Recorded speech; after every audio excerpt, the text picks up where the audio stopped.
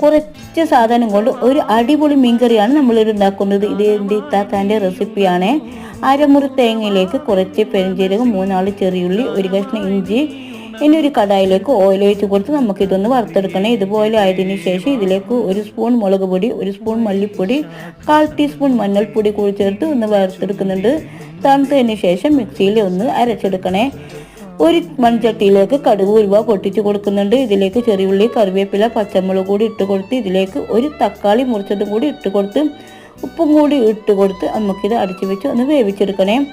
ഇനി ഇതിലേക്ക് 1/2 സ്പൂൺ മുളക് പൊടി, 1/2 സ്പൂൺ മഞ്ഞൾപ്പൊടി കൂടി ചേർത്ത് കൊടുക്കുന്നുണ്ട്. ഇനി കുറച്ച് പുളിവെള്ളം കൂടി ചേർത്ത് കൊടുക്കുന്നുണ്ട്. നമുക്കിതിലേക്ക് അരച്ച തേങ്ങയും കൂടി ഇട്ട് കൊടുക്കുന്നുണ്ട്. എന്നിട്ട് ഒന്ന് അടച്ചു വെക്കണേ. ഇനി ഇത് തിളച്ച് വരുമ്പോൾ മീൻ ഓരോന്നായിട്ട് നമുക്കിതിലേക്ക് ഇട്ട് കൊടുക്കുന്നുണ്ട്. സൂപ്പർ ടേസ്റ്റി ആയിട്ടുള്ള ഇത് കുട്ടിയയില കറിയാണ്. ഇത് ഇഷ്ടപ്പെടുകയാണെങ്കിൽ